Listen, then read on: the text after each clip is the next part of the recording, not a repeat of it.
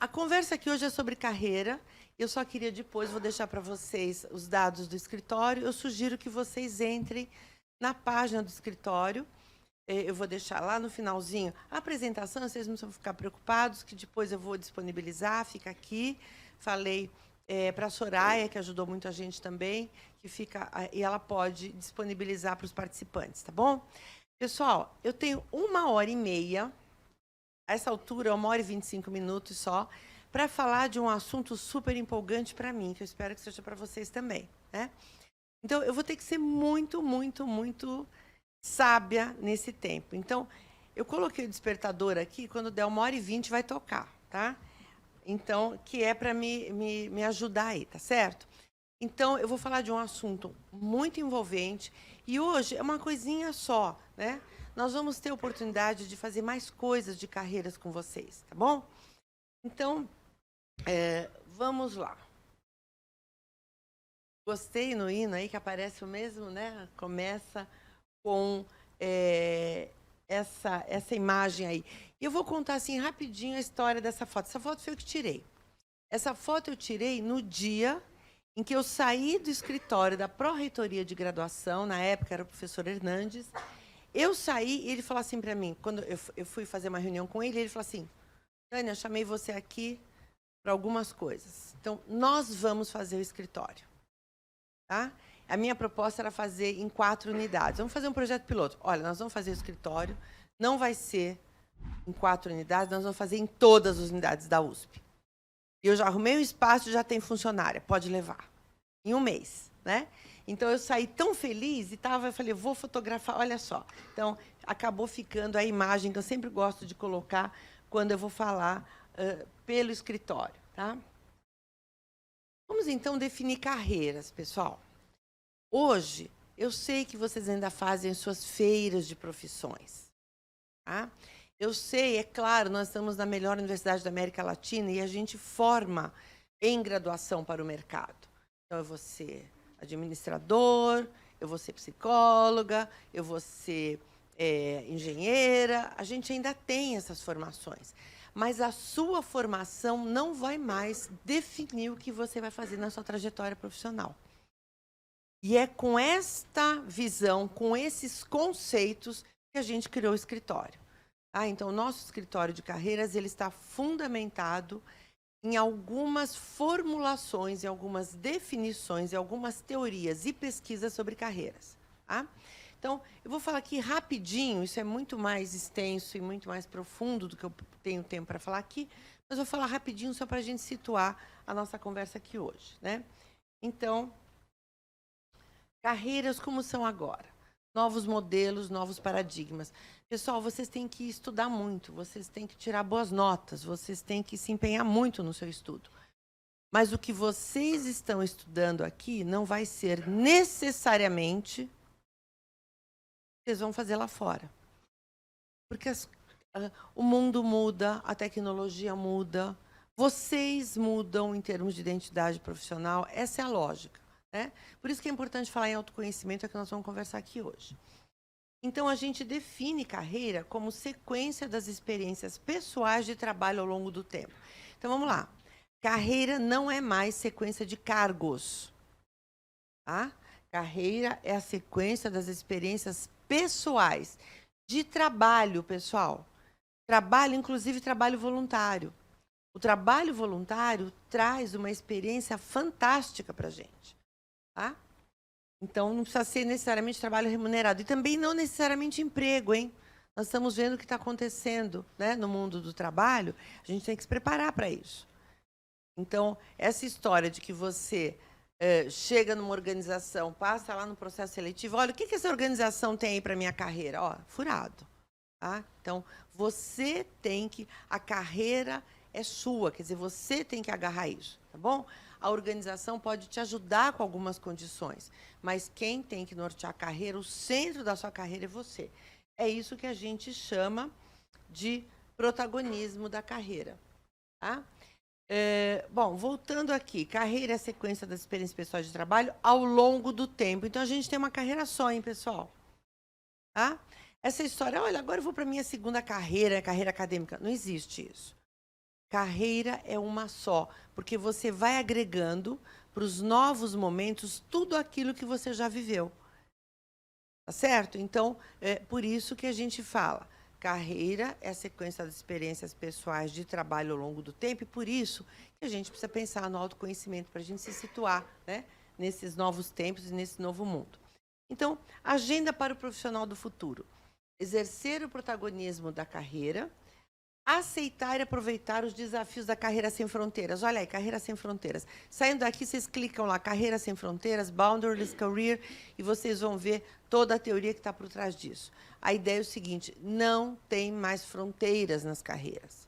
A gente vê cada vez mais a interdisciplinaridade, você muda de uma atuação para outra. Essa é a carreira, né? Agora, Carreira Sem Fronteiras. A gente tem que estar preparado para isso, tá certo?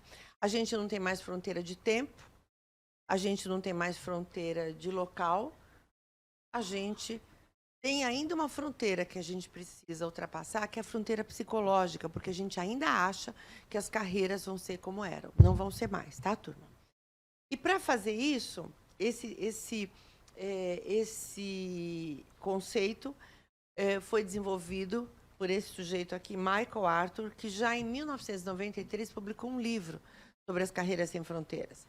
E ele mesmo, em 95, trouxe um modelo para falar das carreiras sem fronteiras. Como é que a gente se vira numa carreira sem fronteiras? Então, a carreira inteligente. Vamos ver o que são as Intelligent Careers? Então, está aqui o modelinho, pessoal. Esse modelo, se vocês gravarem, ó, legal para vocês fazerem aí o planejamento e fazer o desenvolvimento da sua carreira. Primeira coisa, são os 3 knowings que a gente chama, né? E a gente decidiu não traduzir porque fica mais preciso. Então, o primeiro knowing é o knowing why.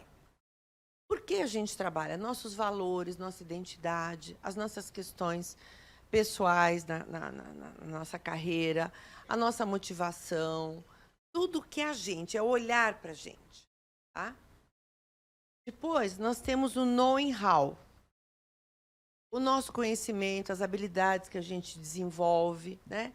E assim, a faculdade ajuda muito nisso, tá certo? Então você vem aqui, vai estudar, então as habilidades, os conhecimentos estão aqui.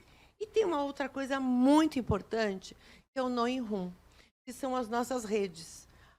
Com quem a gente trabalha, com quem a gente estuda, com quem a gente aprende, quem aprende com a gente. Tudo isso, né, que hoje está tão fácil de falar, que são as nossas redes, essas redes, pessoal, não significam necessariamente as redes sociais, aí, Facebook e tal. Pode ser usado o Facebook também, mas não é dessa rede que a gente está falando. A gente está falando das redes sociais de desenvolvimento para a carreira. E tem muita pesquisa já nisso aí. E só uma dica, nós temos 5 arenas para a gente desenvolver a carreira, usando as pessoas, né, os nós da nossa rede. Nós temos a nossa arena família, a nossa arena escola, amigos, trabalho e comunidade. Então, foi feita uma pesquisa em 2000 nos Estados Unidos, mostrando que quanto mais nós você tem na rede, maior a sua satisfação na sua carreira. Segundo, essa mesma pesquisa mostrou que quanto mais diversa essa rede for, diversa no que você entender em termos de arenas, em termos de homem, mulher, velho, novo, engenheiro, psicólogo, dentro de empresa, fora de empresa, enfim. Quanto mais diversa, maior também a chance de satisfação no trabalho. É natural, porque se você tem uma rede maior, né, fica mais fácil você transitar. Muito bem. Aí a gente replicou essa pesquisa lá na FEA. Uma aluna minha de mestrado, na época, hoje ela já é professora, mas uma aluna minha, virou amiga também, é uma das nossas parceiras voluntárias. Ela chama Ângeli, vocês podem consultar a dissertação pela biblioteca. A Ângeli Kishore, em 2013, a Ângeli... não, 2013 foi o doutorado já, um pouquinho antes. A Ângeli fez o mestrado dela estudando as redes aqui no Brasil. A gente replicou, era o mestrado, a gente replicou a pesquisa. Adivinha, moçada? Sabe o que a gente descobriu? Que brasileiro só usa 2 arenas, família e trabalho. Brasileiro não usa as outras redes as outras arenas, nem escola. E o que eu estou dizendo para vocês? E para quem está lá ouvindo também. Isso é um achado para a gente. Tá?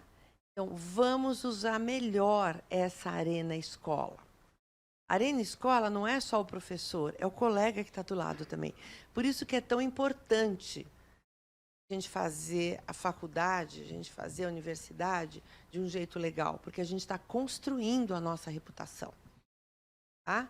E rede se faz com reputação. E rede se faz com outro R, que é o respeito. E rede se faz com reciprocidade. A gente tem que aprender isso. Isso é bom para a nossa carreira. Rede, reputação, respeito, reciprocidade. E a gente começa na escola, tá? Então, tá aqui. Muito bem. A nossa conversa hoje, pessoal, está onde, né? Nossa conversa está aqui, no Knowing Why. Então, a gente tem muita coisa para falar de autoconhecimento. Tem muita coisa que a gente pode fazer, coisas mais complexas, mais sofisticadas, e o escritório pode ajudar vocês nisso, né? Isso depois, não vou adiantar agora, mas a gente vai ter aí chances de fazer algum trabalho. Alguém já fez alguma oficina do escritório? Levanta a mão. Não? Palestra, alguém já foi? Caso calhou de estar lá em São Paulo? Não? Tá bom, então se prepare, tá? Porque a gente vem aí, se Deus quiser. Então, a gente tem muita coisa para falar de autoconhecimento. Eu escolhi uma partezinha que eu espero que já ajude vocês, tá bom? Agora, nós temos algumas coisas muito simples que vocês podem fazer nessa parte de autoconhecimento. Por exemplo, né, pare e pensa sobre as disciplinas que você gosta mais, as notas como é que estão, tá? Eu faço um exercício com a moçadinha lá, quando eu dou aula de graduação. Eu peço que eles perguntem assim, para a mãe, para o pai, para o primo, para o irmão, para a namorada, para o supervisor do estágio, enfim, para pessoas das relações deles, que eles perguntem assim, 3 coisas. Pede para a pessoa escrever. Parar, continuar e começar. Então, pergunta para sua mãe, dá um papelzinho para sua mãe e fala assim, mãe, escreve aqui, mãe, agora escreve aqui o que eu tenho que parar de fazer. Escreve aqui o que eu tenho que continuar a fazer. Escreve aqui o que eu tenho que começar a fazer.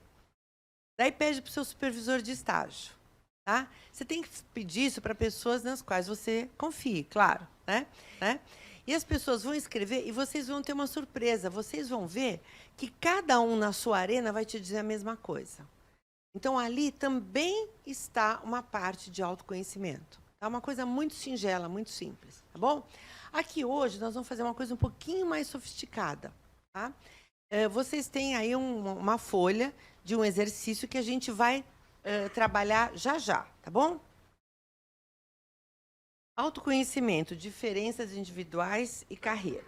Então, vamos lá. Olha, o modelo conceitual que a gente tem lá no escritório, né, para começar a trabalhar diferenças individuais, é o modelo da caracterologia junguiana, Carl Gustav Jung.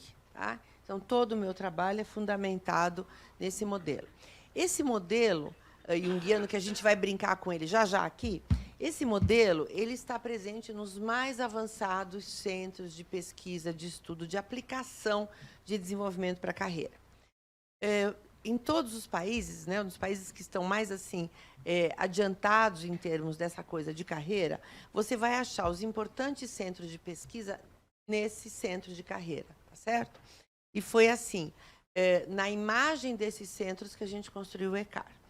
Então, se você for para Harvard, eu levei agora de novo um grupo de alunos para conhecerem o escritório de carreira de Harvard, né? Então, Harvard tem alguns escritórios, né? Assim, por áreas. Tem a Harvard Business School, fala muito para a gente. Então, lá é a mesma metodologia. No MIT e a Sloan School, que é a FEA. Eu digo que a Sloan School é a FEA do MIT, né? O pessoal da área de gestão. A Northwestern, que tem um escritório maravilhoso para quem é da área de marketing, né? Então, a Northwestern é uma referência.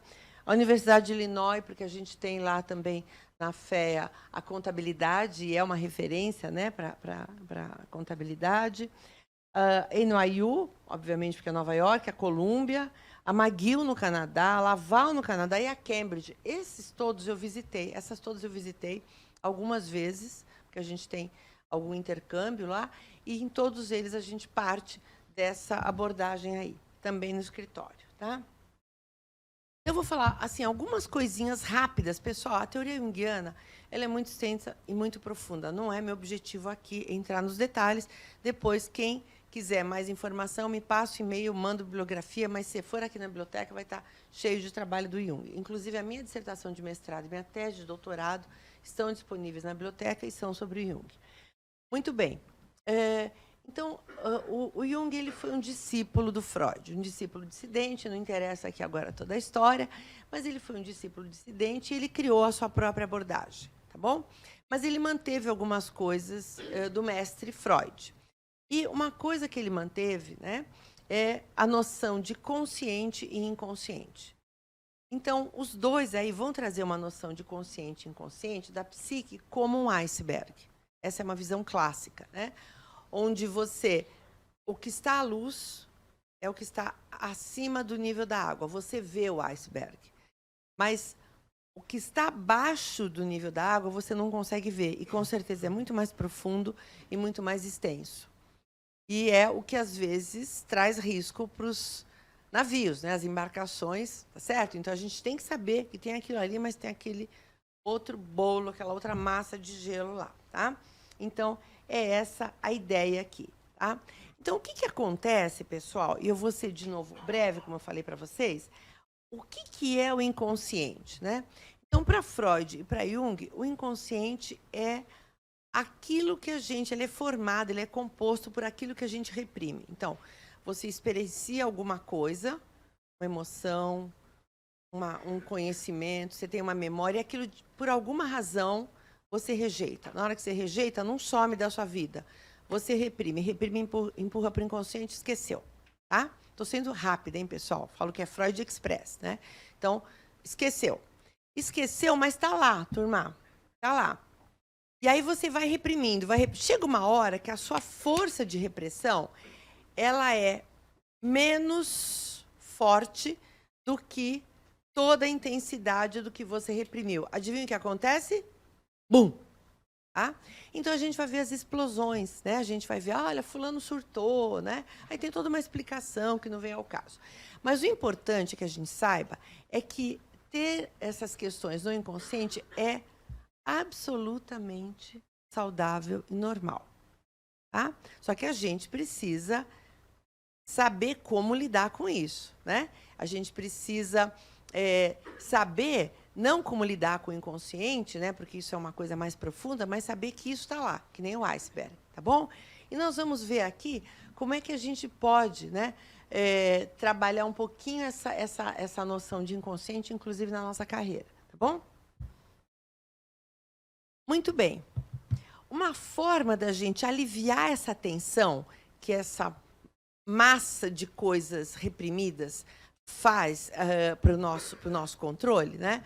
Uma forma de aliviar essa tensão, pensa numa panela de pressão. A panela de pressão tem aquela válvula, né? A válvula regula a pressão de dentro da panela. Então, ter a pressão na panela ajuda. A gente cozinha mais rápido, economiza energia, a gente concentra mais as propriedades dos alimentos, mas se a pressão for mais alta do que deve, o que acontece? A panela explode, tá? Eu não sei se alguém já viu o que faz uma panela quando explode, né? Então, em casa, afundou o fogão, eu tive que jogar fora o fogão, né? Então, a gente tem que estar, assim, atento sempre à tal da válvula de pressão. A gente tem uma válvula de pressão que a gente usa todo dia, que são os nossos sonhos. Então, o sonho, pessoal, dizia Freud, dizia Jung, é uma janela para o inconsciente. É no nosso sonho que a gente vai trazendo, aliviando um pouco essa pressão. Por isso que é importante sonhar. Aí vocês vão dizer, mas eu não sonho. Pode ter alguém aí que não sonha. Pois é, você sonha, mas você não lembra do sonho. Aí a gente tem toda uma explicação por que a gente não lembra do sonho. Por exemplo, porque, vamos ver, como é que a gente sonha? A gente sonha assim, engraçado, eu sonhei que eu estava na fé, mas não era fé. Né? Eu sonhei que era você. Era você, mas não era você. Vocês já viram isso? São todos mecanismos que o sonho tem para dar vazão às coisas que a gente reprimiu. Porque se vier exatamente como a gente reprimiu, o que acontece quando a gente sonha? A gente acorda, reprime de novo, aí não lembra, tá? Então, esses sonhos, assim, bem, né? Na realidade, são mecanismos para a gente ajudar a aliviar essa pressão, ok? Muito bem, por isso que o sonho, assim, tem uma linguagem diferente da linguagem da vigília. Bom, então, tá aí. Então, avante. Então, eu vou falar para vocês agora de uma partezinha, considerando essas coisas aí, mas de uma partezinha da teoria junguiana, que é uma forma da gente acessar aquele knowing why lá das carreiras inteligentes. E nós vamos falar, pessoal, em termos de preferências. É isso que nós vamos falar aqui. Eu vou apresentar algumas coisas para vocês, vocês têm que pensar em preferências. E para vocês entenderem o que eu estou chamando de preferências, eu vou pedir para vocês, por favor, cruzarem os braços. Cruzem os braços. Legal. Sente aí, como é que tá, né? O seu braço cruzado. Agora eu vou pedir para vocês, por favor, cruzarem os braços exatamente do jeito oposto ao que está cruzado.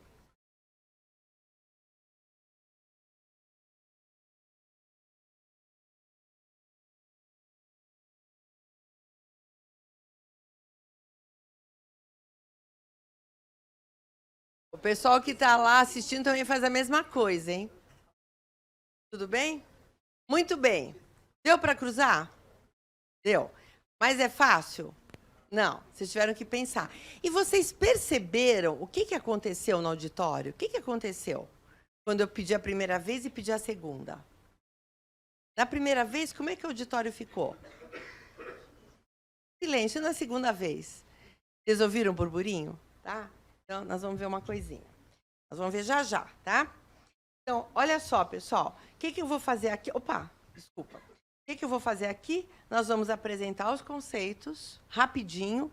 E nessa folhinha, vocês vão fazer uma autoavaliação. Tá bom? Vocês vão pensando, tá? É claro que é uma coisa assim aproximada, mas que ajuda vocês a pensarem sobre as suas trajetórias. Agora, olha que interessante, turma. Vocês acreditam em estatística? Olha lá. Olha a coragem da professora. Ó. Probabilidade 100%.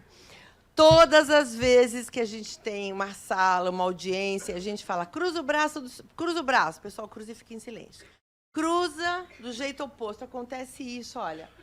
Faz ruído, o pessoal faz barulho, conversa, dá risada, 100% das vezes.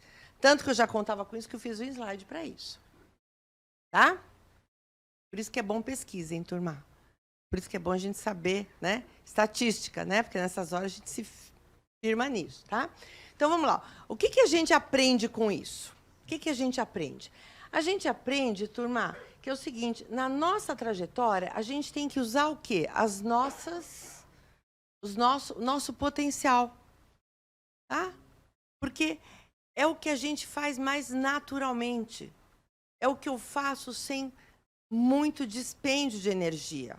É o que eu faço automaticamente, tá? Então, imagina que vocês vão ficar até o final da palestra aqui com o braço cruzado ao contrário. Para onde vai ficar a atenção? Para o braço. Então, imagina, é essa analogia. Agora, vejam só, nós temos os dois braços aqui, mas nós preferimos uma forma de cruzar. Entenderam? Não significa que eu não tenha um dos braços, significa que eu prefiro uma forma de cruzar. O outro está lá se eu precisar, mas não é minha forma preferencial. É a forma preferencial que eu preciso entender. É disso que nós vamos falar, ok? Legal. Então, eu vou começar a falar das 4 preferências, das 4 dimensões que o Jung apresentou sobre essas escolhas nossas, essas preferências naturais. Só para vocês saberem, o Jung, quando ele publicou esse livro, o livro é antigo, hein, pessoal? O livro foi publicado em 1921. Mas é um clássico, né? Nós estamos falando sobre natureza humana. O Jung era um teórico extremamente culto, muito culto. Ele era filho de pastor protestante suíço. Então, desde pequeno, ele foi habituado, né, a ler história, filosofia, teologia, música erudita. Então, à medida que ele foi construindo a trajetória dele, ele foi ser médico, decidiu ser psiquiatra, e a psiquiatria estava iniciando. Na hora que ele olha o ser humano, ele vai olhar o ser humano com tudo isso, com todo esse conhecimento que ele tinha das outras ciências. E ele começa a pensar nas diferenças entre as pessoas, e ele vai para a filosofia, para a arte, para a teologia, para a música, para a ciência. E ele vai mostrando como ele consegue enxergar nas obras dos grandes criadores o jeito de ser das pessoas. Tá?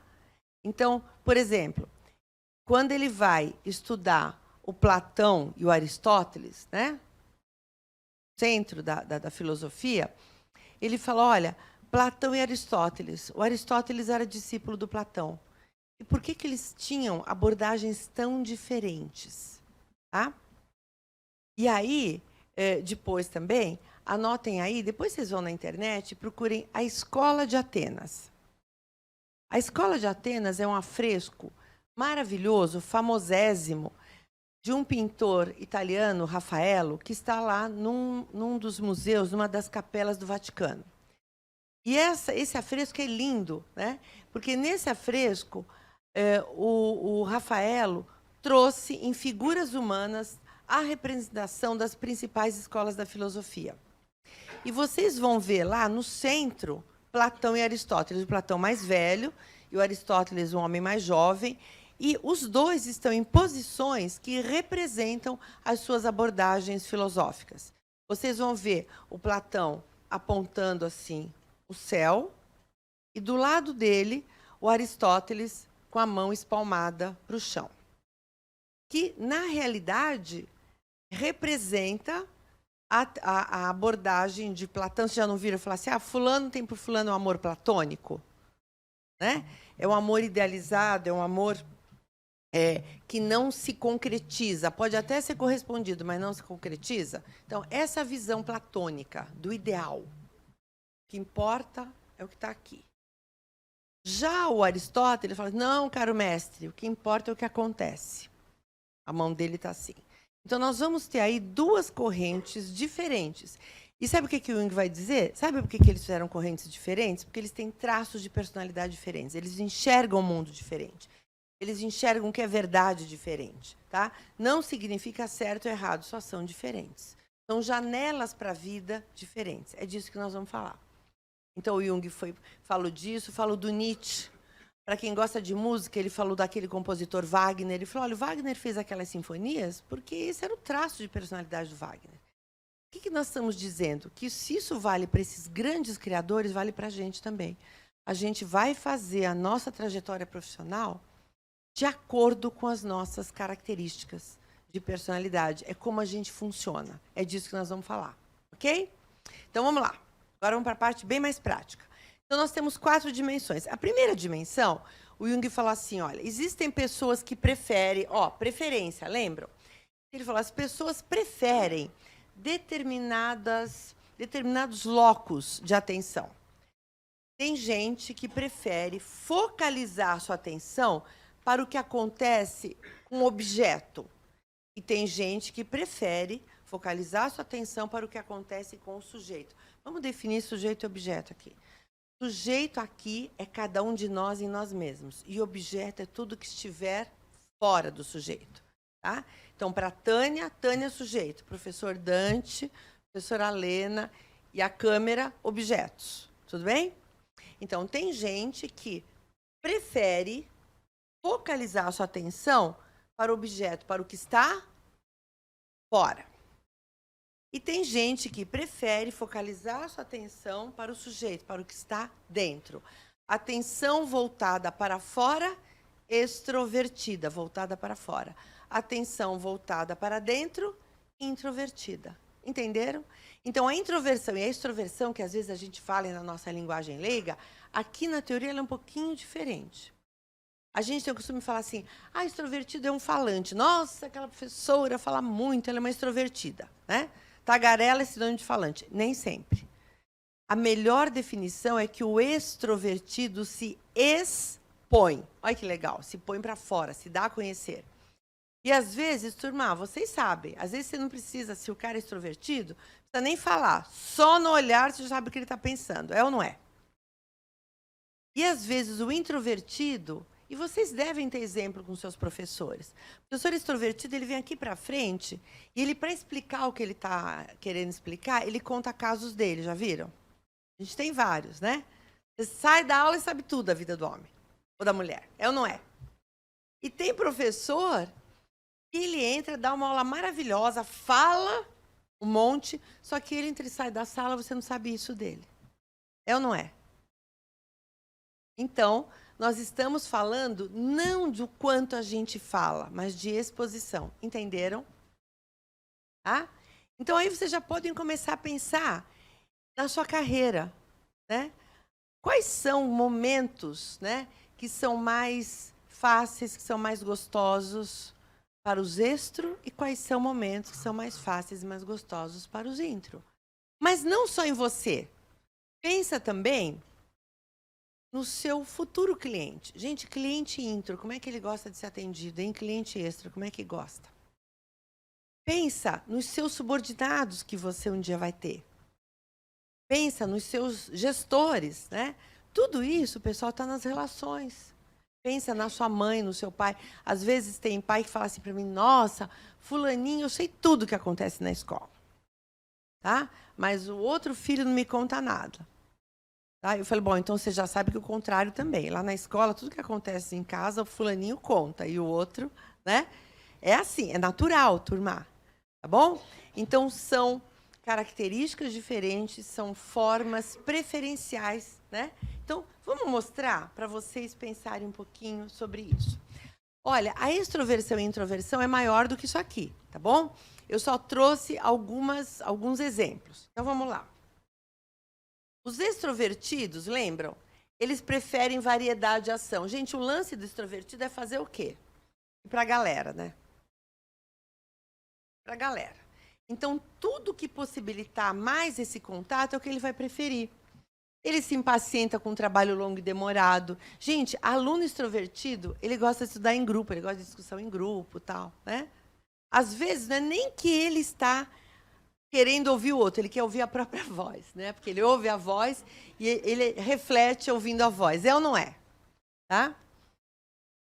Os extrovertidos se interessam em como os outros fazem seus trabalhos, enquanto os intros se interessam pela ideia que alicerça o trabalho. Nós vamos dar um exemplo aqui. Os introvertidos preferem calma para a concentração. Eles estão aqui, ó. Eles trabalham num projeto por um longo tempo sem interrupção. Não é que eles não gostem da gente. Tá? A gente, infelizmente, perdeu um professor muito querido na FEA, o professor James Wright. Né? Eu não posso falar muito para não me emocionar, porque era uma pessoa muito, né, muito forte lá na FEA. Né? E o professor James, ele era muito introvertido. Então, tinha assim, todo mundo achava que o James não gostava da pessoa. Né? Eu também. Então, eu falava assim, gente, esse homem não vai com a minha cara. Né? Esse homem não vai com a minha cara. Bom, aí um dia nós fomos para uma reunião. E aí, o professor Dante, o James, conversou comigo, ele até sorriu. Tá? Eu falei, pronto. Gente, na semana seguinte eu cruzei com ele no corredor. Ele nem me viu. Tá? Daí nós tivemos a oportunidade de ir para a China, né, com um grupo de alunos. E ele levava sempre um grupo para a China. E um dia eu fui dar umas aulas em Hong Kong. Eu falei, eu quero conhecer Beijing. Calhou de estar, ele está com a turma dele lá. E aí eu subi na muralha, tal, né? Aí eu sentei do lado dele, na volta. E ele tinha me comprado uma medalha de que eu tinha subido a muralha, né? Ele fez assim, ó, para você. Tá? Quer dizer, esse era o professor James, introvertido. E todos os alunos achavam que ele não gostava dos alunos. E não era isso, turma. Extremamente introvertido, um parceirão de trabalho. Tá? Então, o professor James, ó, tá aqui, olha, estava aqui. A gente tem outros, hein? Introvertidos e extrovertidos, tá? Então, o introvertido trabalha num projeto por um longo tempo sem interrupção. Ele fica ali mergulhado, tá certo? A gente fez, há alguns anos, a gente tem uma professora lá na FEA, ela se chama Liliana Vasconcelos Guedes. E quando a professora Liliana estava fazendo o doutorado dela, ela fez em aprendizagem e tal, e ela queria estudar questões de aprendizagem. E ela me pediu para aplicar um teste em 2 classes. Estava começando a história do e-learning. Então, nós aplicamos o teste em 2 classes, e aquelas 2 classes, elas tiveram várias atividades à distância. Gente, eu estou falando de muito tempo, tá? Bom, e eu identifiquei lá as pessoas introvertidas e extrovertidas. Ao final daquele semestre, ela foi medir quantas vezes as pessoas tinham entrado nas atividades à distância. Quem vocês acham que usou mais atividade à distância, o intro ou o extro? O intro. Tá? Então, o intro, Então, já vou pegar isso e vamos trazer para o mercado, hein, pessoal? Tem gente aqui que vai querer trabalhar, né? Na área de marketing, de vendas, sei lá. Cliente intro e cliente extro. Como é que é essa relação? Tá? Então, vão pensando. E vão pensando em você também, tá? Em vocês. Então, vamos lá. Isso não quer dizer também que, olha, não é que o intro é calado, ou que o intro é triste. Nada disso, hein, turma? Eu conheço introvertidos que falam muito. Eles falam, mas não se expõem. Não tem certo nem errado de tudo que eu estou falando, só são diferentes. Então, o extro ele se interessa em como os outros fazem seus trabalhos, enquanto o intro se interessa pela ideia que alicerça o trabalho. Deixa eu dar um exemplo. Faz de conta... Vou tirar aqui que eu vou embaixo. Faz de conta, professora Lena, você que está aí, né? Eu sou extro, tá? Lena, o Dante falou para mim que você está fazendo um trabalho super interessante. Deixa eu ver aí. Gente, eu vim aqui, eu estou quase no colo da Lena, ó. O meu pé, vocês não estão vendo, está debaixo da cadeira dela, porque eu sou extrovertidaça e eu estou invadindo o espaço da Helena, inclusive. Né? Tudo bem? Eu quero saber do trabalho da Lena, mas eu vou ao objeto Lena saber disso. Agora faz de conta que eu sou intro. Professora Lena. Professora Lena, o professor Dante falou para mim que você está fazendo um trabalho super interessante. Manda uma cópia para mim. Estão vendo a diferença? O extro vai lá, manda uma cópia. Aí a Lena, que é minha amigona, fala assim, Tânia, imagina. E manda uma cópia. Eu estou indo para São Paulo, dar aula, eu vou aí, atravesso a rua, vou na fé, a gente conversa sobre o trabalho. Fala assim, Lena, eu adoro a Lena, então eu vou dizer assim, Lena, por favor, não se incomode, manda por e-mail. Entenderam, turma? Agora, o que eu estou dizendo, que extrovertido não manda e-mail? Ele manda, mas ele manda e faz o quê? Vai lá. É o remetente atachado, que a gente chama, né? Ele manda e corre lá. Lena, pega aí, eu acabei de mandar um e-mail. Gente, para o bem, vocês estão rindo, vocês estão se reconhecendo, né? E, gente, é para o bem e para o mal. Repara, olha o que eu estou dizendo agora para vocês. Você tem inimigo, é bom saber qual é o tipo psicológico do inimigo também. Tá? Ó, a Lena é minha amigona, tá? Gente, eu mandei um e-mail para a Lena. Eu quero estar lá quando ela abrir. Porque eu quero ver a cara dela, tal. A Lena é minha inimiga. Conhece uma tal de Maria Helena Nóbrega? Já tiveram aula com ela? Ela tem cabelo assim, grisalho, assim, tal. Conhece? Mandei um e-mail para ela. Eu quero estar lá quando ela abrir. Percebe? Para o bem e para o mal. Então, extrovertido bonzinho, ele usa a extroversão para ser bonzinho. Extrovertido malzinho, ele usa a extroversão para ser malzinho. Entenderam? Então, olha, pessoal, não vou falar, né, muito sobre isso, mas eu vou dizer para vocês que eu já saí de muito apuro quando eu olhei para quem vinha me atacar e eu falei, é desse tipo. Então, como é que eu lido com isso? Entenderam, turma? Tá? Nós estamos tudo falando disso, falando de vocês, falando do pai, da mãe, do professor, da carreira de vocês, do futuro de vocês com as pessoas, tá? Dos amigos, dos inimigos. E o extrovertido gosta, né, de bochicha, estar com as pessoas, tal. Então, o que eu vou pedir para vocês? Nessa folhinha, vocês têm a primeira dimensão, vocês estão vendo? Extrovertido de um lado e intro do outro. Tá? Lembra que a gente tem os dois, mas a gente tem uma preferência. Quanto mais para as pontas, mais intenso. Então, assim, quem achar que é extrovertidaço, aquele extrovertido babão, cara, né? Extrovertidaço. Bota bem lá. Quem achar que é introvertido, que nem o nosso querido amigo professor James, bota lá, né? Lá para introversão. Quem acha, não, eu sou extrovertido, mas não sou assim, né? Eu sou extrovertido maneiro. Procura se assinalar lá como é que você se vê, tá bom? E eu já vou falar uma coisa para vocês, que eu ia falar no final, mas pelo nosso horário, a gente adianta, tá? Deixa eu só ver aqui como nós estamos de tempo. Ó, faz um xizinho como você se vê. E agora, pessoal, faz um coraçãozinho como você vê o seu cônjuge. Cônjuge é namorado, namorada, ficante, né? Aquela pessoa que eu tô ficando, né?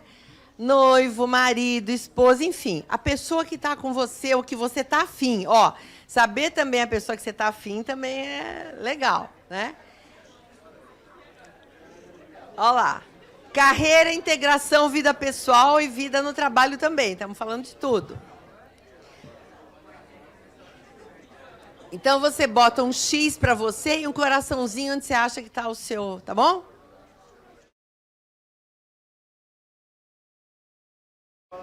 O seu saiu. Ó, o professor Dante está dizendo que o dele saiu fora do quadro. Você vê como extrovertido é? Ele quer que eu fale aqui, ele é extrovertido.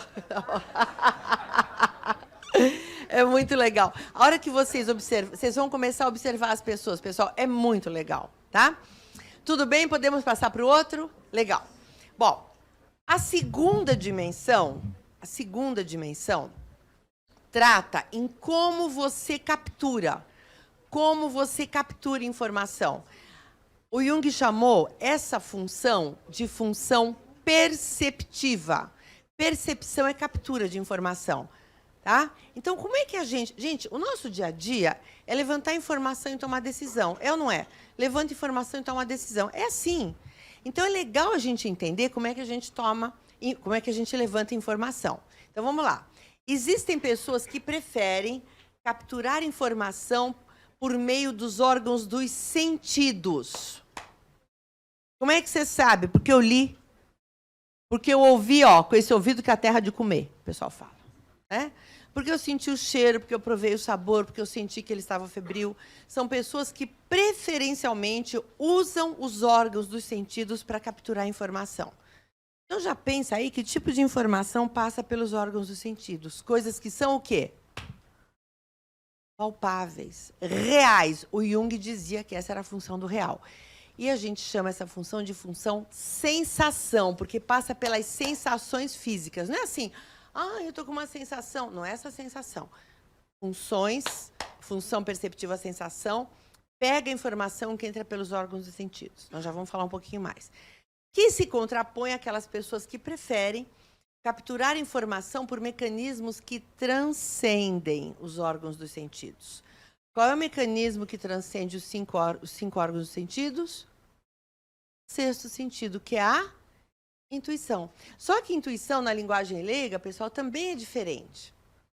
Intuição, para o Jung, não é adivinhação. Não é bruxaria. Não é paranormalidade. É só uma forma de captura de informação.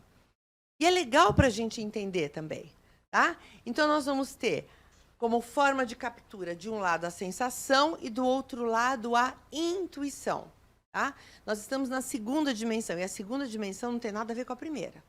A gente diz em pesquisa que são dimensões independentes entre si. Tá? Então, a segunda dimensão. Então, vamos lá falar algumas coisas sobre a sensação e a intuição. Olha, o sensação, ele é o cara do real, não é? Qual é o tempo real que existe, turma? É o aqui e agora. O sensação olha no passado, quando muito, para ele saber como é que as coisas deram certo. É assim que deu certo, é assim que eu vou fazer. Bom, ele quer aplicar o que aprendeu. Ele quer sair daqui, turma, e sair aplicando. Tá? E o intuição? O intuição está voltado para novas possibilidades, novos desafios. O tempo dele é o futuro. E ele está sempre no futuro. Tá? E ele detesta fazer a mesma coisa repetidamente. Nossa, isso aí já deu certo assim? Já? Então vamos mudar agora para ver se fica mais legal. Tá? Olha só. O sensação quer aplicar o que aprendeu, intuição quer aprender novos modelos. Gente, isso é um problema para o professor. Por quê? Porque na nossa sala de aula a gente tem pessoas sensação e pessoas intuição. Aí o professor vai lá e vai dar aula, o semestre inteiro. O que o aluno sensação quer? Prática, ferramenta, não sei o quê. E o intuição? Gente, ele quer ficar aqui nas teorias. O professor, né? Aí você vai ver, às vezes, se o professor não se dá conta disso, tem professores que eles são muito bem avaliados por uma parte da sala e muito mal avaliados pela outra. Não sei, esse professor fica aqui, olha. Né? Então, nós estamos falando disso, sensação e intuição. Tá? O sensação confia em fatos, enquanto que a intuição confia nos seus pressentimentos. Pessoal, é uma outra forma de captura. Certo? Eu falo assim, que o sensação, ele fala assim, A igual a B, B igual a C, C igual a D, portanto, A igual a D. Entenderam? Ele é linear. E o intuição olha e fala assim, A é igual a D. Aí você fala assim, mas como que você sabe? Ele falou, pera um pouquinho. Quer dizer, sabe figura e fundo? Você já viram aquelas aulas de percepção, quando você tem figura e fundo, mostra uma foto e tal? Então, o que figura para um é fundo para o outro. Então, sensação, quando ele olha, por exemplo, uma tabela de números, ele olha os números. O intuição, quando olha a tabela de números, naturalmente ele olha as conexões entre os números. A gente fez uma pesquisa num órgão importante de pesquisa lá em São Paulo, e adivinha, pesquisa de estatística, né? E adivinha, turma? Olha, estatística, tal, vai dar sensação. Eu falo, acho que não, acho que vai dar intuição, porque eles usam os números para pesquisa, dito e feito. Tá? Vamos falar de sensação e intuição? Olha, sensação e intuição, os dois vão sentar para ver um filme. O sensação e intuição. A partir de que ponto do filme o sensação começa a assistir? O que vocês acham? Sensação começa a assistir o filme da onde? Do início, mas que pergunta, professora? Claro que é do início, né? Claro que é do início. O sensação vai olhar, tal. O intuição, olha, vai ligando aí que eu já vou. Aí senta. Aí olha um pouquinho. Daqui a pouco vai, não sei o quê, volta, olha outro pouquinho. E a sensação está lá, não está perdendo uma cena. Aí a intuição vai e volta. Aí a intuição senta e fala, já sei. O garoto é filho daqui. Aí a sensação fala para ele, você já viu esse filme? A intuição fala, não, nunca vi. Mas está óbvio. Aí a sensação fala assim, mas como que está óbvio? Gente, o sensação ficou ali e ele olhou cena por cena. Ele é capaz de dar os detalhes da cena. Ele lembra das falas. O intuição, quando sentou e olhou, sabe o que vem para ele? As conexões entre as cenas. Entenderam? Tá? Então, a gente diz que o sensação, ele é muito bom para quê, pessoal? A gente fala assim, para ler as letras pequenas do contrato. Ele é do detalhe, tá? Ele gosta das coisas concretas. Ele é mais organizado. Quer ver? Professor sensação, dica para vocês, hein? Professor sensação fala por bullets. Ele vai falando, vai fazendo assim, ó. Professor intuição, quando ele fala, pessoal, nós todos usamos um gestual para ajudar a expressar o que a gente quer comunicar. Então, o sensação fala assim, o intuição fala assim, ó. O sensação fala, como é que você sabe? Porque eu ouvi, a professora Helena me contou. O intuição fala assim, como é que você sabe? O intuição fala assim, algo me diz. Ó, algo me diz. Não é legal? Sensação e intuição. Aí vocês vão entendendo também o seu gosto na disciplina. Tá? Para aluno intuição, turma, o debate teórico é uma delícia. Certo? Para o aluno sensação, aquilo amola. Você vai levar aonde? Tá? Sensação e intuição.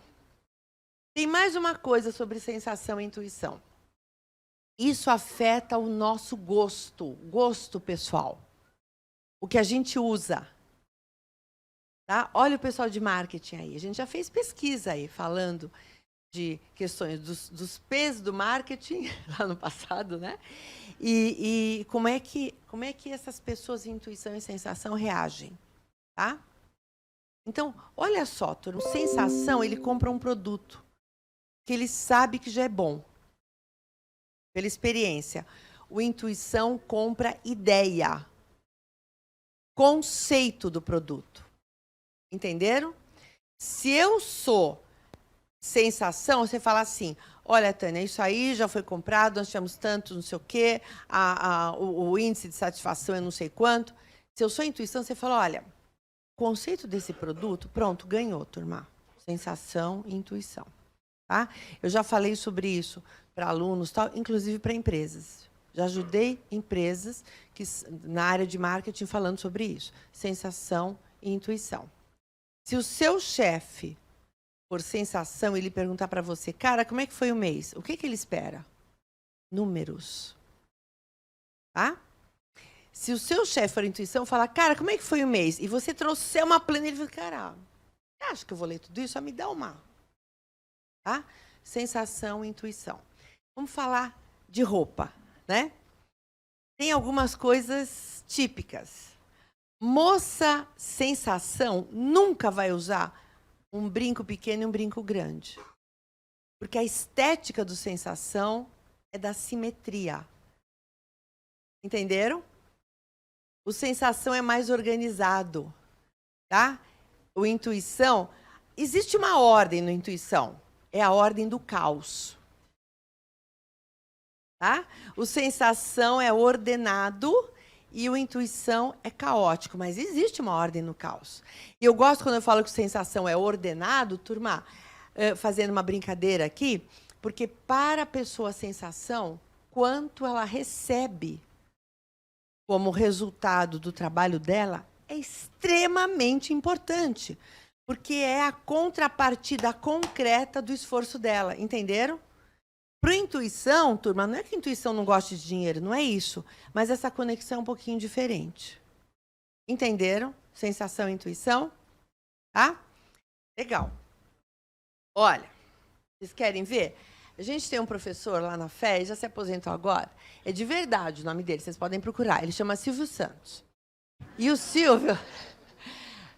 o Silvio, ele dá aula sobre modelos de gestão. Não sei se você já viu a aula do Silvio, né? Ele é muito introvertido, mas a aula dele é muito engraçada, assim, né? E o Silvio, ele quando vai falar de modelos de gestão, tem uma aula, turma, que ele fala da empresa Roberto Carlos e da empresa Lulu Santos.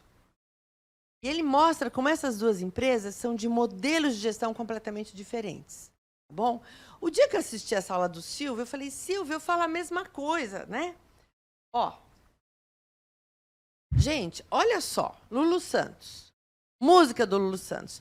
É uma ideia que existe na cabeça e não tem a menor pretensão de acontecer. Essa hora, o Sensação falou, uma ideia que existe na cabeça e pretensão de acontecer serve para quê?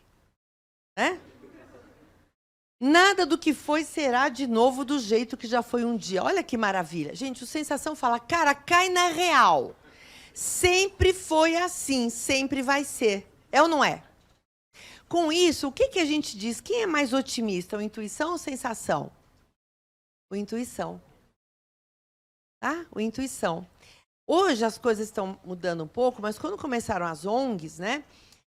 E as áreas sociais das empresas, eu fiz uma pesquisa, pessoal, e vi que ongueiro e gente que trabalha na área social da empresa é mais intuição. Por quê, turma? Ah, exatamente por essa conexão com a mudança. Entenderam? Para o bem e para o mal. Funcionário, sensação. Ele vai fazer muito bem o que ele é, né? Sensação, bom. Funcionário, sensação, preguiçoso. Ih, ó. 5 horas, largou a caneta, porque acabou. Isso aí não está nas minhas atribuições. Aluno, estudioso, intuição. Gente, ele estuda, ele lê o texto, ele vem em debate. Aluno preguiçoso, intuição. Ele enrola. Ele enrola. Vocês já sabem, né? Olha só, por quê, pessoal? Porque o intuição, ele é bom no improviso, entenderam? Só que assim, com um olhar e um ouvido um pouquinho melhor, você vê que o cara está enrolando, tá? Então, tem formas boas e formas ruins para os dois. Então, vamos lá. O Lulu Santos, toda a lógica da empresa Lulu Santos é a intuição. Ele muda a equipe dele a cada 3 anos. Roberto Carlos é sensação. Ok? É a mesma equipe há 60 anos. Todo mundo sabe que ele faz o show tal direitinho. Não é só porque é toque, não, hein, turma? É porque tem toda uma lógica da empresa. Tá? Vamos apostar no que já deu certo. São nichos de mercado completamente diferentes. São ou não são? Se chorei ou se sofri, o importante é que emoções eu vivi. Percebe? A fala é diferente. Eu queria que vocês começassem a ouvir a sua fala. O que você fala? Como você fala? Tá? O meu maridinho é sensação. Então, eu vou chegar hoje em casa e ele vai querer saber como é que foi aqui. Primeira pergunta que ele vai fazer. Hein, professor Dante? Quantos alunos? Depois, cadê a Soraya? Eu preciso saber, que eu tenho que responder, né? Quanto tempo? Quantos alunos é a primeira coisa? Quantos alunos? Tá, eu falo, sei lá, estava cheio. Mas cheio quanto? Sei lá, estava cheio. Turma, olha que interessante. Tá? E, às vezes, no nosso ambiente de trabalho, né? Se eu sou intuição, vocês já perceberam, se eu sou intuição, eu preciso trazer dados, turma. Tá? E eu sei que isso é difícil para mim. Tá bom? E o contrário. Uma pessoa intuição, ela vive no futuro e ela não cuida do presente. Imagina uma organização que está toda para lá, assim. Agora, imagina o contrário também. Uma organização que só cuida do presente e não tem futuro. Daí a importância da gente trabalhar juntos, identificar o outro e trabalhar junto. Tudo bem? Sensação e intuição? Pensaram em vocês? Pensaram no coraçãozinho lá? Vamos para a terceira dimensão? Muito bem, a gente levanta informação e a gente toma decisão. Existem pessoas que preferem tomar decisão baseadas em critérios lógicos, racionais, imparciais, impessoais, critérios universais. É um peso e uma medida, duela quem duela. São as pessoas tipo pensamento, a decisão delas é racional, ó. Pensamento, porque o pensamento é racional, tá? São pessoas que, na hora da decisão... Professor Adriano, olha, eu gosto muito de você, mas a regra é essa. As pessoas pensamento, elas distanciam a decisão do que é pessoal. Nós vamos voltar aí já, tá? E o outro lado são as pessoas sentimento. As pessoas tipo sentimento, na hora da decisão, elas se preocupam como as pessoas envolvidas ou atingidas pela decisão vão se sentir. Tá? As duas podem tomar a mesma decisão. Tá certo? Só que o que norteou a decisão de uma e de outra é diferente. Pensamento e sentimento são as nossas funções de julgamento, de decisão. Pessoal, atenção, eu não estou dizendo que quem é pensamento é malzinho, hein? Tá? Não é isso. Para o bem e para o mal. A pessoa tipo pensamento, quando ela é legal, ela é justa. Porque é o mesmo critério para todo mundo. A pessoa sentimento, quando ela é legal, ela fala assim, tudo bem, eu sou justa, mas as pessoas são diferentes. Ela considera como os outros se sentem. Pessoa pensamento mazinha. Cara, se vira. Quer nem saber, cara, se vira. Pessoa sentimento mazinha. É manipuladora. Gente, inimigo sentimento, fica de olho, porque ele manipula. Entenderam? Para o bem e para o mal. E você consegue observar isso no que as pessoas falam. Tá? Gente, o pensamento fala mais assim, é o que tem que ser, é o que é preciso. O sentimento fala, é o que eu quero, o que eles gostam. Pensamento fala por substantivo, sentimento fala por adjetivos. Tão lindo, tão bonitinho, né? Ó, reparem, né? Vocês vão observar como pensamento. Gente, essa é uma das mais fáceis de observar. tá? Gente, cliente pensamento e cliente sentimento. Você vai vender um apartamento para um cliente sentimento. Olha, imagina como a sua família vai ficar feliz aqui. Né? Tem uns vizinhos aqui maravilhosos, né? Olha, mas aqui vai ser muito gostoso, tal. Pronto, tá? Pessoa tipo pensamento. Olha, pensa que esse apartamento está perto da escola dos seus filhos. Entenderam a lógica? Tá? Como é que a gente acessa pensamento e sentimento? Vocês querem ver? Também tem estética aí. Cara, se a tua namorada é tipo pensamento, presta atenção. Não dá uma joia, uma bijuteria em formato de coração. Porque não rola. Gente, mulher pensamento não gosta como é, de bijuteria em forma de coração. Tá? Mulher sentimento, adora. Tá? Pensamento e sentimento. O pensamento está atento às ideias, né, o lado racional, o sentimento aos valores das pessoas. O pensamento, aspectos lógicos, resultante de decisão, já falei. O sentimento, efeito das decisões nas pessoas. O pensamento ele precisa ser tratado com justiça. O sentimento precisa e sabe fazer muito bem elogio. Gente, quer ver coisa mais falsa? É o cara pensamento tentando fazer um elogio, que é uma coisa que ele não sente. Já viram isso, né? É falso, não faz isso, porque o outro está vendo que é falso. O sentimento não, ele faz, você fica assim, tá? São talentos, né? O pensamento é mais fácil para ele advertir e demitir, por quê? Porque ele tira o lado pessoal, é um conjunto de critérios, entenderam? E o sentimento detesta contar coisas desagradáveis às pessoas e tem talento para elogiar. Ok? Pensamento e sentimento? Pense em você e pensa no cônjuge. Uma vez um aluno, né, executivo da casa, falou assim: ai, professora, agora eu entendi. Eu sou pensamento e minha esposa é sentimento. Por isso que ela fica chateada quando eu chego e o cachorro vem, eu primeiro, né, faço carinho no cachorro, depois que eu vou falar com ela. Né?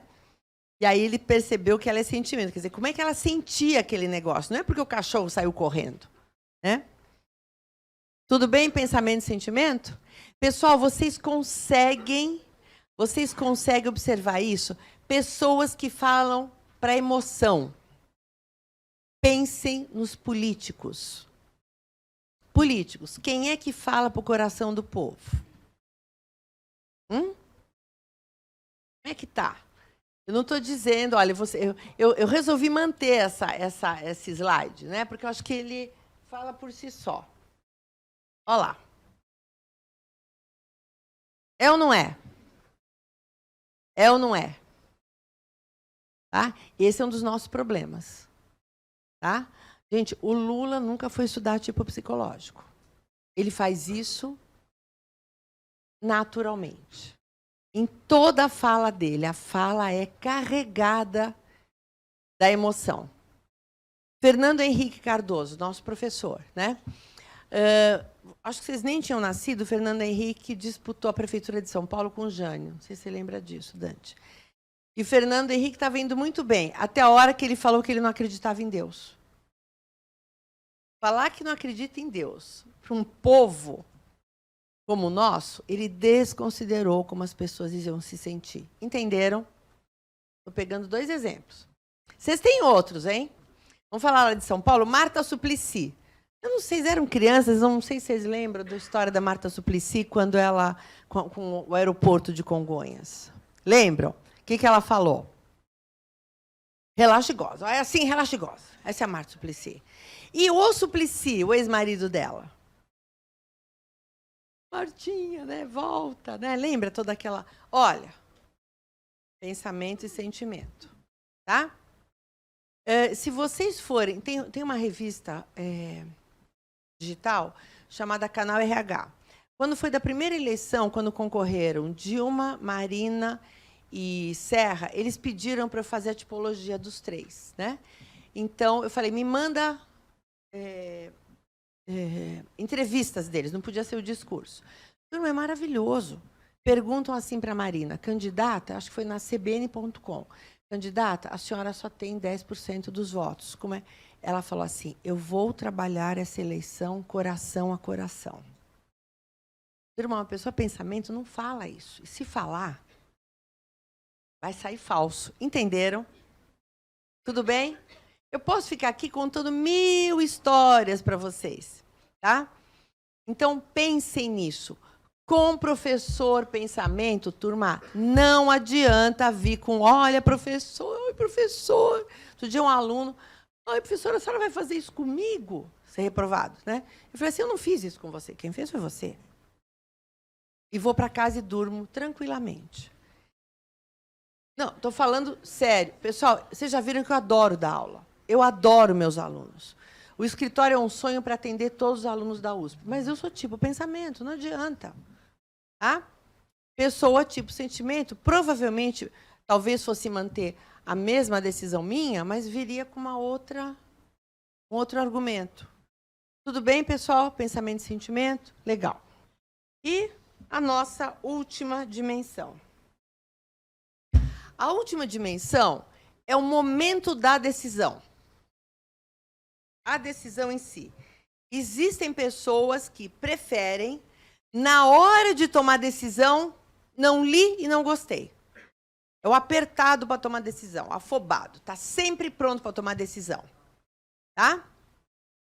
Uma vez, na minha época de mestrado, eu fui assistir a defesa de um colega. Eu não posso falar muito, né? Senão vai... Fui assistir a defesa de um colega de mestrado. Ele não é nosso professor lá. E ele começou assim, eu fiz uma ampla pesquisa no Brasil e na Alemanha. A ampla pesquisa dele eram 5 pessoas. Ele já sabia. Esse é o julgamento. O julgamento, pessoal, ele é afoito para tomar decisão. E, às vezes, ele não tem informação suficiente. Ele está focado na decisão. Tá bom? Ele é o cara do tempo. Tá? Para o bem e para o mal. Nós já vamos falar das coisas boas também. Que se contrapõe às pessoas tipo percepção, que é aquela que sempre quer mais informação. Na hora de tomar decisão, eu falo assim, olha, mas posso fazer mais uma pergunta? Olha, eu tenho que comprar, mas posso... Espera um pouquinho que eu vou na loja do lado ver o... Né? Então, o que acontece para o bem e para o mal? Percepção, ele tem mais flexibilidade. Ele admite que uma nova informação pode alterar a decisão. Isso é muito bom. Em empresa, turma, é o cara que tira de letra processo de mudança. Tá? E o julgamento, o que ele tem de bom? Ele é focado. É o cara que tem objetivo, ele vai. Ok? Julgamento e percepção. O que o percepção tem de ruim? Ele é o procrastinador. Empurra com a barriga. Eu falei julgamento? Não, percepção, o P, né? O percepção é o procrastinador. Ele empurra com a barriga. Tá? E o julgamento, o que ele tem de ruim? É o afobadinho. Come cru e quente. Tá? O percepção fica, procura e não compra. O julgamento compra afobadinho, no dia seguinte quer trocar, porque comprou errado. Tá? Julgamento e percepção. Pensem nisso. Gente, eu sou tipo percepção. Eu sou tipo percepção. Então, algumas coisas que eu falei aqui, eu não tinha decididamente planejado falar, mas... Tá? A minha grande preocupação é com o quê? Tempo. Eu jamais vou ser uma pessoa julgamento. Jamais. Mas eu tenho que saber que na minha atividade profissional, eu preciso me ligar nisso daí. Entenderam como é que funciona?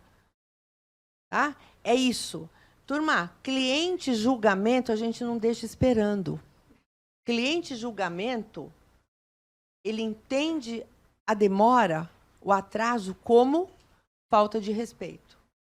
Cliente percepção, na boa. Eu estou sempre cheio de coisa. Pegar, eu tenho um livro aqui, porque eu falo, pode demorar mesmo, eu sempre espero. Nenhum problema. Tá? Julgamento e percepção. O julgamento, ele quer as coisas estabelecidas, definidas, acabadas, usa agenda para ação. O percepção, decisão só com muita informação e usa a lista de coisas, lembretes que algum dia farão, ou não. Cuidado com o TCC. Cuidado com o TCC. Quando eu vejo um aluno percepção, eu já sento com o cara e falo, vem cá, vamos conversar. Você é percepção e eu também. Então, qual é o perigo aí? Perdeu o prazo, então vamos cuidar disso. Entenderam, turma? Para o bem e para o mal. Legal? Bom, então vocês viram que à medida que eu fui falando, eu já fui trazendo para vocês algumas coisas do trabalho. Agora só falta um arrematezinho para depois a gente ter aí um tempinho para as perguntas, que é o seguinte. Vocês viram como vocês percebem o cônjuge? Como é que vocês percebem? Fala, quero ouvir vocês. A gente tende a se apaixonar pelo oposto, turma. Que alívio, né? Ó. Ai, que alívio. Ó, agora eles falam. Agora, pena que a câmera não está virada lá, porque agora eles falam. Ai, que alívio. Gente, as pesquisas mostram isso. Olha que legal. A gente tende a se apaixonar pelo oposto. Tá? É muito comum que tenha as 4 dimensões diferentes, 3, até 2. Agora, as 4 dimensões iguais é muito difícil. Pode acontecer? Pode, mas é muito difícil. Tá? Então, deixa eu contar uma coisa para vocês. Então, a gente se apaixona pelo oposto. O problema é que a gente casa e leva para casa. Né? E aí fica tentando fazer o quê? Tá certo? O meu marido é julgamento. Vou contar uma coisa. Eu já viram que eu sou extrovertida, né? Meu marido é julgamento. Então, ontem, gente, eu não tinha horário para chegar aqui. Ele estava mais preocupado com a hora que eu ia sair do que eu. Que horas você tem que estar em Ribeirão? Eu falei, não interessa.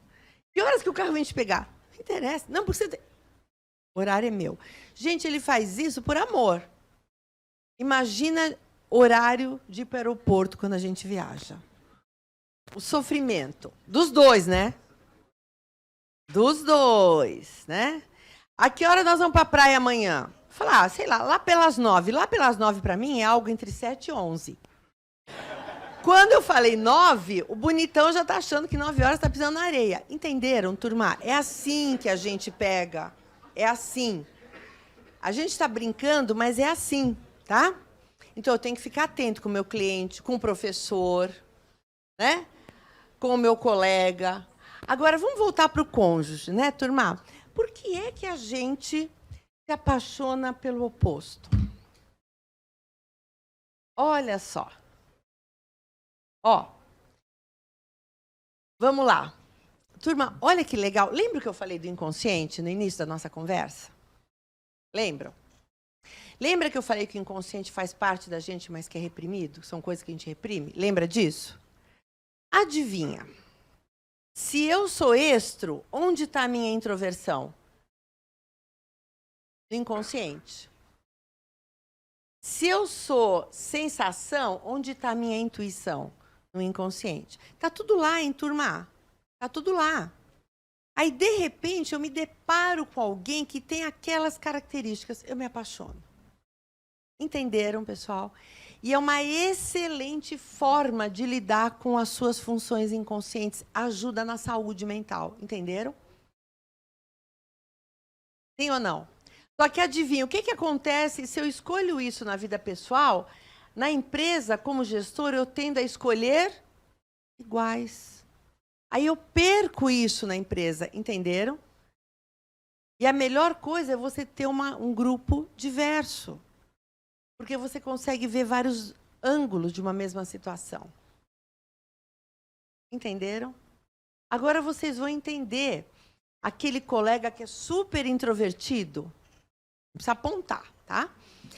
Aquele colega que é super, super introvertido.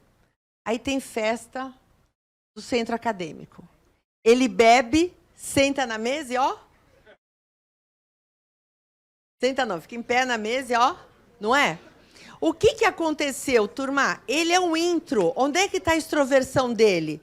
Está aqui. Na hora que ele bebeu um pouquinho, como é que ficou o controle? Molinho, molinho.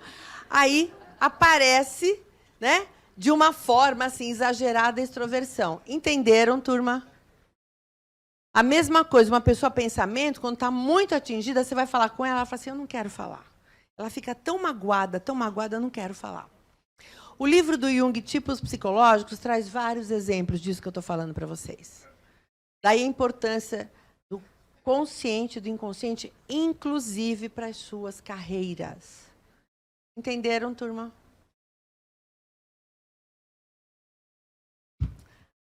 Muito obrigada. Esse é o telefone do escritório, carreiras@usp.br é o nosso e-mail. A gente tem uma página na Pró-Reitoria, que está lá, olha, www.prg.usp.br/carreiras. Lá vocês conseguem acessar todas as palestras que a gente faz pelo escritório, tá? Então, está lá, tem palestras maravilhosas lá.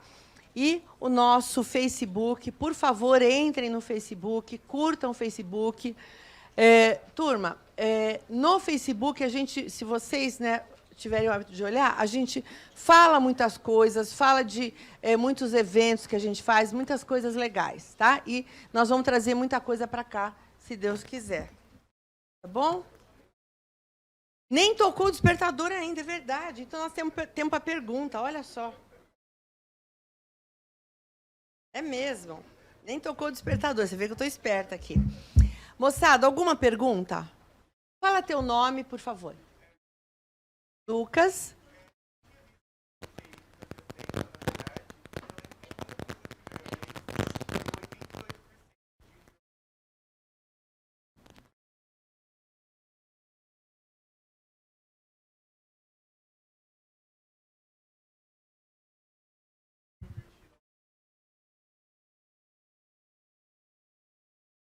Tá bom. Então, Lucas, nós estamos dentro de uma faculdade. Então, eu vou ter que ser muito atenta à teoria. Tá? Então, vamos lá. Resposta um pouquinho comprida. Primeiro, isso não é o MBTI. Isso aqui é a teoria junguiana que fundamenta muitos testes, inclusive o MBTI. Tá? O MBTI é só um dos testes. Então, isso que o pessoal fala, os tipos MBTI, turma, nós estamos na USP. Tipo MBTI não existe. O que existe são os tipos junguianos e o MBTI é uma das ferramentas, tudo bem? O MBTI é uma ferramenta, Lucas, muito importante, uma das mais usadas no mundo, só que tem uma coisa, ela foi criada em inglês dos Estados Unidos. Então, o que significa isso, turma? Significa que algumas expressões não estão muito adequadas para a gente, tá? Então, vamos ver, Lucas. Eu vou fazer aqui uma analogia com temperatura e termômetro. Tá? Então, vamos lá. O que é maior? Temperatura ou o conceito temperatura ou a ferramenta termômetro? O que é maior? O conceito temperatura. O termômetro é uma forma da gente medir, né, para tentar controlar no sentido de saber, é uma informação, tá bom? Eu tenho termômetros de diferentes precisões e eu tenho escalas diferentes. Tá? Se eu falar assim para vocês, nossa, aqui está 70 graus. Você vai dizer, bom, deve ser Fahrenheit, ok? Então, eu preciso nominar a escala. E dentro da escala, eu tenho precisões diferentes. Agora, imagina, que eu não tenho aqui nada, imagina que eu tenho duas pessoas segurando o termômetro. E eu falo assim, qual é a temperatura aí? Aí uma vai dizer 36,7. E a outra vai dizer 25 graus. Opa, deve ter alguma coisa aí. Uma está medindo a temperatura da sala, o termômetro está de cabeça para baixo. E outra está medindo a própria temperatura. Então, é a mesma ferramenta, a mesma precisão, o termômetro igualzinho, mesma escala, só que eles estão pegando diferente. Aquela pessoa, uma está pegando a temperatura do corpo, está pegando aqui. Uma das duas está usando ferramenta errada. Tudo bem? Exemplo final. Lucas, você está aqui e eu vou lá para a Islândia. Tá? Aí eu ligo para você, nossa, Lucas, como é que está a temperatura aí? Você fala, professora, aqui, olha, está fresquinho, está 19 graus. E eu vou dizer para você, nossa, Lucas, aqui também está 19 graus, está um calor, o povo aqui está tudo de shorts e tal. Ou seja, a mesma temperatura pode ter, depois de tudo isso, né, ela pode ter interpretações, ela é relativa em relação àquilo lá, tá? Ao grupo, à sociedade, à cultura, tá? Aquele local, no caso. Tá? Muito bem. Tipo psicológico, Lucas, ele é transcultural, é de ser humano. Ah, é que nem ter cabeça, tronco e membros, tá? Ele é transcultural. Mas as ferramentas não são. Teste psicológico nenhum é 100%, turma. Então, primeiro, pode dar diferença? Pode. Quando alguém falar para você, você fala assim, ai, sabe, o meu resultado deu diferente. Primeira coisa que a pessoa fala, Lucas, é que você mudou, o tipo mudou. Por definição, tipo psicológico é estrutural, não muda. Entenderam? O resultado pode dar diferente, Lucas? Pode, por várias razões. Primeiro, lembra do termômetro? Então, o instrumento é frio. Você pode, no seu esforço, de repente você não gostou da introversão, no seu esforço você pode ter forçado a barra sem perceber e ter respondido torto. Segundo, a ferramenta MBTI, ela é americana. Ela não foi validada dentro dos conceitos científicos, dentro da metodologia científica, para o Brasil. É muito usada, mas o pessoal... Entendeu? Entenderam? Então, assim, por isso, Lucas, que antes de mais nada, além do número... Olha, o Jung, pessoal, jamais faria teste. Tá? Então, só assim, é legal, mas é como uma referência. Respondi, Lucas? Tá bom. Outra pergunta. Fala teu nome. Laísa? Laísla? Tá. Laísla, fala.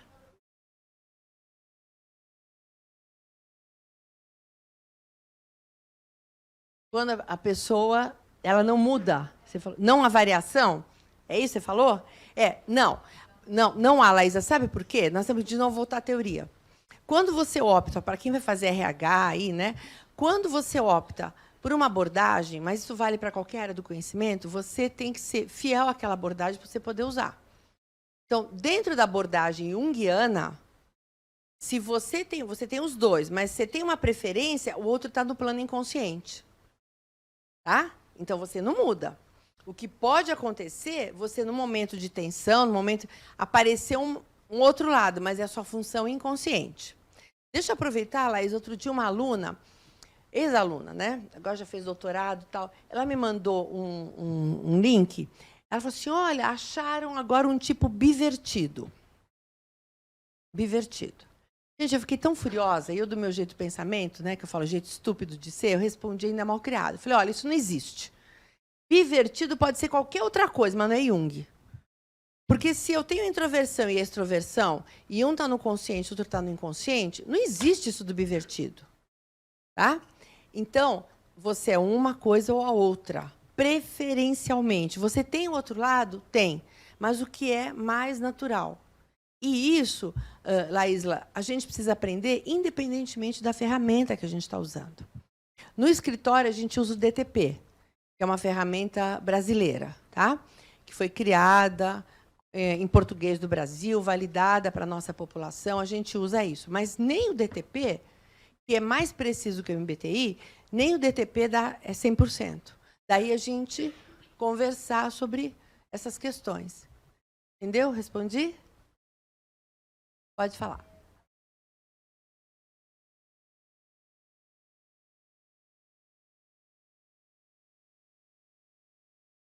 O nível de preferência. Então, eu vou te falar a minha experiência. Quando eu estava fazendo o mestrado, eu estudei o MBTI profundamente no mestrado, né?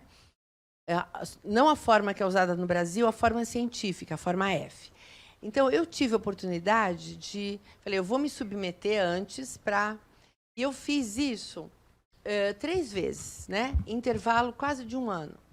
O que eu percebi? Quando eu fiz a primeira vez, gente, eu adorei meu tipo psicológico. Me achei o máximo. Tá?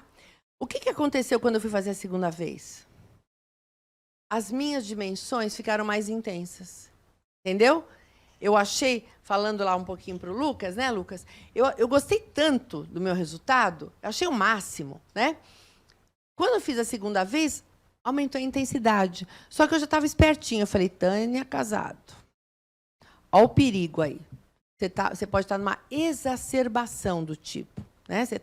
Então, foi um sinal. Agora, veja, não é que o meu tipo ficou mais... A intensidade, Laísla, que a gente vê nos resultados, é uma intensidade... É assim, como é que eu vou te falar? é uma licença teórica. É uma aberração teórica. Porque o Jung mesmo jamais falaria em intensidade. Percebe? Então, a gente tem que ter muito cuidado quando a gente pega resultados ao pé da letra. Entenderam, turma? Então, quando você pegar qualquer resultado de qualquer teste psicológico, por melhor que ele seja, você precisa entender o que aquilo quer dizer. Porque o resultado pelo resultado pode levar você a conclusões errôneas, por essas coisas que eu falei. Tá?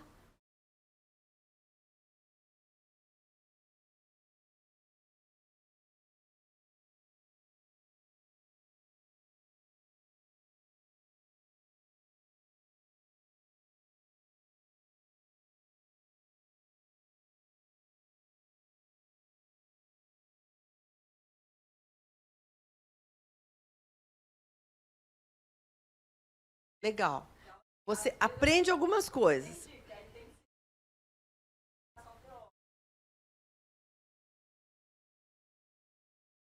Tá. Então, o que o meu julgamento lá de casa aprendeu? Ele fala assim, olha, tem uma coisa que eu aprendi com, né, tantos anos a gente junto também, eu aprendi esse negócio. Ele falou, olha, eu coloquei para mim, ele é um julgamentão, tá?